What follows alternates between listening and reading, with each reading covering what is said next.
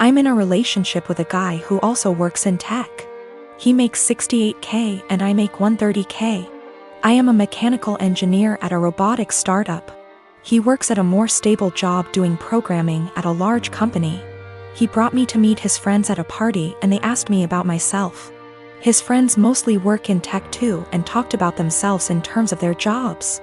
I told them I'm an hiker, I do archery, I love road trips and camping and riding dirt bikes, etc. Basically talking about my hobbies because work is just a way to get paid to do the shit I love. It's not how I define myself and it doesn't come to mind when someone wants me to tell them about myself. One of his friends asked about work and I said, oh gosh, I don't want to talk about work at a party. Spent my whole day sweating my ass off in 95-degree heat trying to replace this busted ass motor just to find the replacement. I wasn't lying or trying to downplay that I have a good job, that really is how I spent my day. And I wasn't in the mood to talk shop at a party. Some other conversations came up casually that probably also made me seem poorer, like me saying that car dealership repairs were a ripoff, and telling my boyfriend that my childhood neighbor's trailer caught on fire and I was gonna visit and help her out. I wasn't doing it on purpose, I was literally just talking about my life, but I guess I gave the impression I was poorer. It got later in the night, everyone was getting drunker, and some of his friends, not close ones though, were making jokes about me growing up in a trailer and being a gold digger, and being ready to jump to a richer guy. Really misogynistic shit honestly, since they don't even know me and seemed to just assume all girls are good diggers. He didn't say anything. He later said it was because he'd smoked weed and gets quiet and has trouble carrying on a quick conversation when he's high. But regardless, I felt hurt he didn't say anything. I got irritated with his friends and asked, now why the hell would you say that when I make twice what he does? His friends went quiet for a second and I continued, there ain't no gold to dig here, not with him or anyone at this party. So do y'all think I'm cheap, or do y'all think? My boyfriend wanted to leave the party shortly after and he was pretty upset with me for telling everyone I make twice what he does. I said I would have held my tongue if he'd checked his friends himself. But he didn't say anything, so I wasn't about to let them talk to me like that. He said it was humiliating and now everyone thinks I may. And I flippantly said at least they know I'm a rich. He was angry. I embarrassed him when I spoke up. I was angry I had to say anything at all because his friends were talking shit, so it should be on him to check them. My apartment complex didn't do traditional trick or treating on Halloween. Residents were advised to set out pre-packaged individual candy bags on their patios / front door areas if they wanted to participate, but the traditional knock on door, physically hand strangers candy was not permitted. So, Halloween comes and the kids are all dressed up and each building has a scheduled time where the kids go door to door. I ended up having to work late, so my neighbor offered to walk my kids around with hers at our building's scheduled time. About 45 minutes later my kids came home with a small bucket of candy. 6 little goodie bags each from individual apartments that participated. Everything was fine. And my kids didn't say anything weird had happened. They were just excited to eat candy once they got home. The next day I took my kids to the park directly across from our apartment complex. My neighbor was there with her kids as well. The kids were playing and she took out one of those individual goodie bags with candy in it from her purse and started to loudly rummage in it. She ate several pieces of candy and my daughter eventually noticed. Ran up and asked if she could have a piece and my neighbor responded, nope, this is my tax candy. Remember that this was my reward for taking you trick or treating last night. I was a little weirded out by that statement and asked what she meant. She said that since she is the one who had to take the kids out, she took 5 bags from each of my kids as a tax. Her son then chimes in and said, you only took 2 bags from us. She responded with, but I'm your mom. I was doing OP a favor so they get a higher candy tax. I was thinking about how to respond when I noticed that she was holding a Starburst candy and decided to just smile and nod and go back to watching my kids. I let her continue to finish off the bag of candy and then said, hey, aren't you vegan? You know a lot of those candies are made with animal products, right? I explained what gelatin was and how a lot of those candies are made with it. She was horrified, Googles it and then told her kids that they were leaving. She said something about how she was going to be sick and stormed off. Now she's giving me dirty looks every time we see her and won't let her kids play if she shows up at the park and we are there. My husband thinks I'm an asshole cause I should have either not said anything about the gelatin or said something right away when I noticed. I don't think it's my job to tell a vegan what is and isn't vegan though, and she deserved it for stealing candy from little kids. When we got home from the park after the gelatin incident, I sat my kids down and asked why they didn't tell me that the neighbor took half of their candy. My oldest kid is 6 and my youngest kid is 4. 6-year-old explained that as they went door to door during their designated trick-or-treating time, she would have my 4-year-old grab 2 bags instead of 1 from each apartment for the majority of them. She explained it to my kids that they were grabbing extra bags for her to be handed over at the end as taxation. So either freaking way she was directly taking candy from my kids or taking candy from other kids through mine. As for the authenticity of her vegan sim, I may have exaggerated when I said super vegan when I first posted this. She claims to be vegan and is very in people's faces about the benefits etc. It's 100% about the health side. She brags about veganism curing cancer, diabetes, even some mental health issues. I have never once heard her talk about the benefits for animals. She also sells herbal tea products, customized gym clothing etc. so she totes a pretty big vegan lifestyle. If that makes sense. Now for the gelatin. She knows what gelatin is, she knows what it's made out of, she knows that there are obvious things that she can't eat. But she had no idea that a lot of candy specifically had gelatin apparently. When I told her that they had gelatin in it, she knew what gelatin was but Googled the candies to see if I was correct.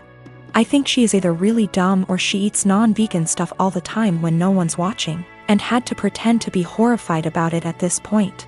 Cause a lot of you guys have pointed out that you literally can't be vegan and not know these things. I'm not vegan, I'm not even freaking vegetarian, and I know these things. I am 22 female, and I work full-time at a local steakhouse-style restaurant. There's a policy with the employees regarding free food based on the length of your shift, and the other day I was working a double, which meant I got 2 free meals, one at the end of my first shift and one at the end of my second. There are a few things we as employees can't pick for our free meals due to costs, but we still have access to nearly the entire menu. Another part of this policy is that if we pick something, and one of the ingredients required is almost gone, we're allowed to keep our pick and tell the customer that we're sold out of that particular item. This applies to all sides, salads, soups, etc. Usually though, if we say we're out, we really did run out regardless of employee meal picks. Anyways, on the day that I worked my double, we were about 2 hours out from closing and I sat a couple who were on a first date. Just assuming by some things they said, plus he name-dropped a popular dating app. When they were ready to order their meals, the girl just so happened to ask for sirloin. But that was the cut I chose for my second meal and we were down to our last one. I apologized and told her that we were out, and the pouted and told me she would need another minute to decide.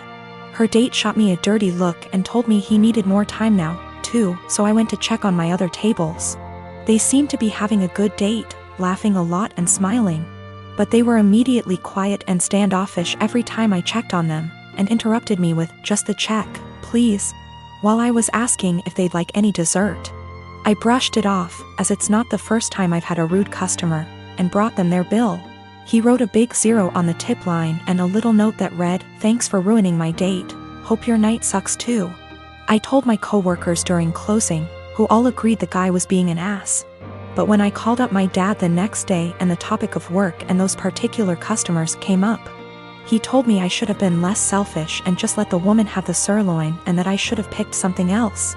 He told me they didn't handle it very well, but that young lady had probably been looking forward to that steak.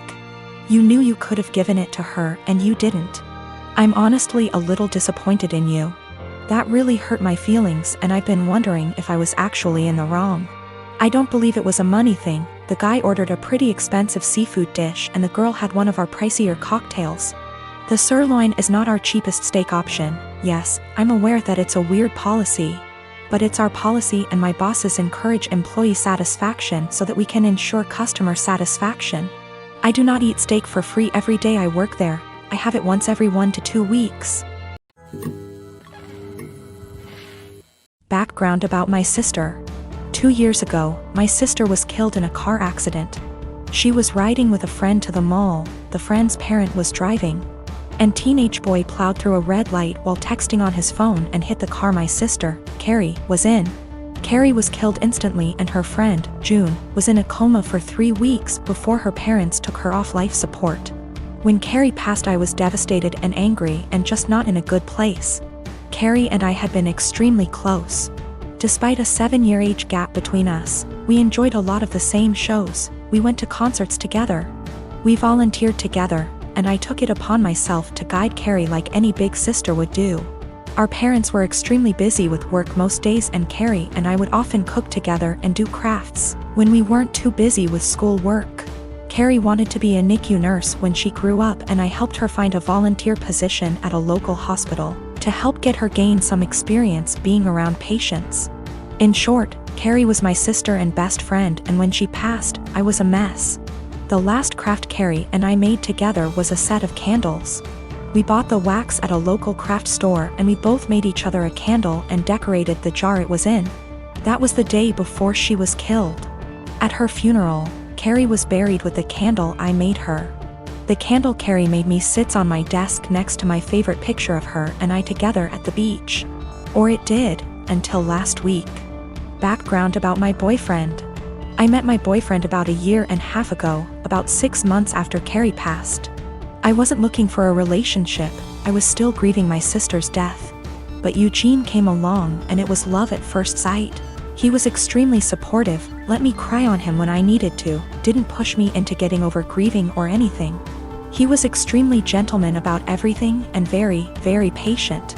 After 6 months of seeing each other pretty regularly, we made it official. Eugene came into my life at a very low point and he has always been very respectful of sentiments I keep from my sister.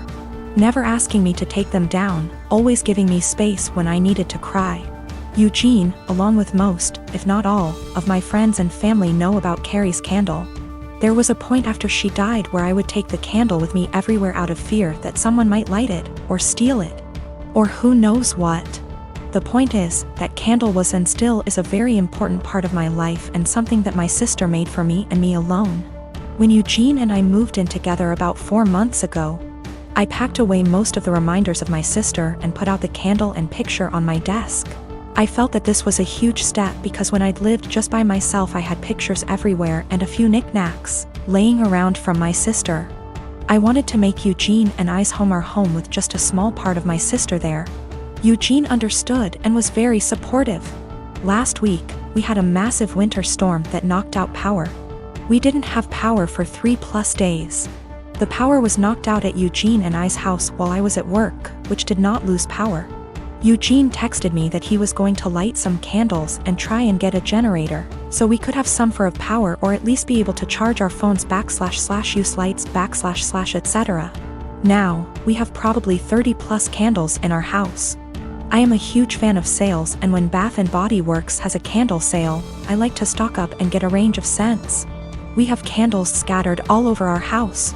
In the room where my desk is, there are no candles aside from the one Carrie made me. None at all, and there never has been. This room is also downstairs, where Eugene doesn't spend a lot of time, his desk is upstairs. When I arrived home from work last week, I noticed a bunch of candles burning in our living room, safely. Always monitored and not near anything that could ignite. One of these candles was the candle that Carrie had made me. I burst into tears and when Eugene heard me crying he came out from the bedroom, where he was lighting more candles, and asked what was wrong. I was a wreck and couldn't get any words out. When he tried to calm me down, I shoved past him and locked myself in the room where my desk was and just cried. I don't know how he could be so stupid. He knew and I thought he understood how sentimental the candle was and how much I cherished having a candle that my now deceased sister had spent time making with me just a day before she was killed. I haven't been able to speak to Eugene since it happened, Tuesday of last week. He has tried to explain why he did it, because he needed candles to be able to see, but I just can't wrap my head around it. He hadn't gotten into the large candle stash I have upstairs right by the living room where Carrie's candle was, but went downstairs, out of the way to grab the most sentimental, cherished item I have. The candle was burning most of the day while I was at work and is now melted and pretty much gone. I do still have the jar it was in, but I can't look at it without bursting into tears. Eugene says it was an accident, but I just don't believe that. He said he was getting around to lighting the candle surplus we have upstairs, but just hadn't gotten there yet. After being home 6 hours alone with no power. I am heartbroken and feel like this is a major slap in the face. I feel disrespected. I feel like he disrespected my sister. I just don't know what to do. I don't feel like I can forgive him for this.